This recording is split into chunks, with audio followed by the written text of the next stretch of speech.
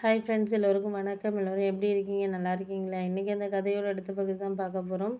அதுக்கு முன்னாடி நீங்கள் செய்ய வேண்டிய விஷயம் என்ன அப்படின்னு கேட்டிங்கன்னா, மறக்காமல் நம்ம சேனலை சப்ஸ்கிரைப் பண்ணிக்கோங்க. கீழே இருக்க பெல் பட்டனையும் கிளிக் பண்ணுங்கள். அப்போ தான் நான் போடுற வீடியோஸ் எல்லாமே உடனுக்குடனே உங்களுக்கு நோட்டிஃபிகேஷனில் வரும். ஸோ மறக்காமல் சேனலை சப்ஸ்கிரைப் பண்ணிவிட்டு வீடியோ பாருங்கள் ஃப்ரெண்ட்ஸ். வாங்க நம்ம கதைக்குள்ளே போகலாம்.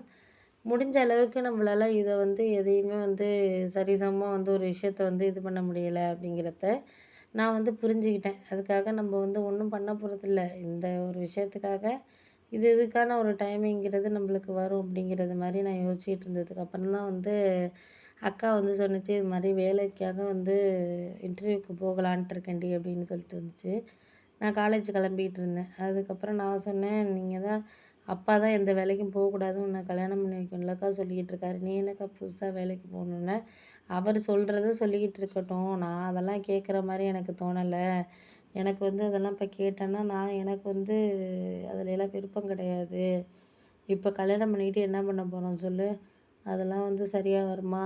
அம்மா சொல்கிறது தான் கரெக்டு. அம்மா தான் என்னை வேலைக்கு போ அப்பா சொல்கிறபடி சொல்லிக்கிட்டு இருக்கட்டும். இப்போ நான் ரூ. 1 அவரை எதிர்பார்த்துக்கிட்டு இருக்கேன். நீங்களும் அந்த மாதிரி ஒரு கல்யாணம் பண்ணிக்கிட்டு போகிற இடத்துல எதிர்பார்த்துக்கிட்டு இருக்கக்கூடாதுமா அப்படிங்கிற மாதிரி தான் சொல்லிகிட்டு இருக்காங்க அப்படின்னோடனே, அதுவும் சரிதான்க்கா நீ சொல்கிறதும். நம்ம படிக்கிறோம், படிக்கிறத தாண்டி வேலை பார்த்ததுக்கா ஒரு மரியாதை இருக்கும். நம்மளுக்கும் ஒரு விஷயத்த எடுத்துகிட்டு போகிறதுக்காக இருக்கட்டும், எதையுமே ஒரு செய்கிறதுக்கு பண்ணுறதுக்கு நம்ம அம்மா அப்பாவுக்கு ரூ. 1 செய்கிறதுக்காக இருக்கட்டும், நமக்கே ஏதாச்சும் ஒரு பொருள் வாங்கிக்கிறதுக்காக இருக்கட்டும், எப்படியா கொண்ட ஒரு ஹஸ்பண்டாக இருந்தாலும் அதை சொல்லி காமிச்சிருவாங்கக்கா அப்படின்னோடனே, இப்போ தெரியுதா உனக்கு எதனால அப்படின்னு சொல்லிட்டு. அதனால தான் நான் எந்த இதையும் இது பண்ணிகிட்டு இருக்க மாதிரி இது பண்ணலை. நானும் என்னால் முடிஞ்சதை இது பண்ணிக்கிட்டு நான் இருக்கணும்னு தான் நான் நினைக்கிறேன் அப்படின்னோடனே, அதெல்லாம் நீ சொல்கிறதெல்லாம் கரெக்டு தான். ஒரு சில நேரங்களில் நம்மளுக்கு கரெக்டான ஒரு விஷயத்த கொண்டுட்டு போகிறதுக்காக இதுதான் நம்ம இதுக்கான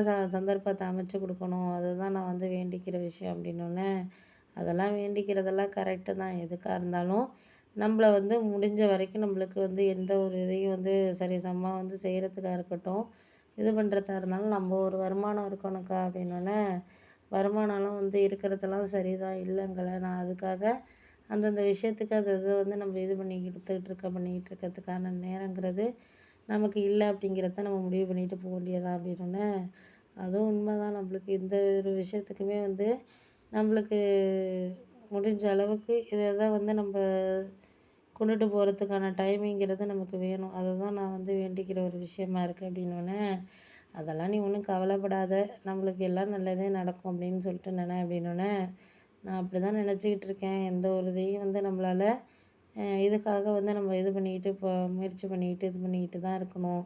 அதுக்காக நம்ம எந்த ஒரு இதையும் வேண்டான்னு நம்ம சொல்லிட முடியாது. அதை தான் நான் உன்கிட்ட கேட்குற விஷயம் அப்படின்னோடனே, சரி நீ அதை கேட்குறதெல்லாம் கரெக்டு தான்க்கா, நான் இல்லைங்கள. அதுக்காக நம்ம எதையும் முரண்பாடாக நம்ம பார்க்க முடியாது.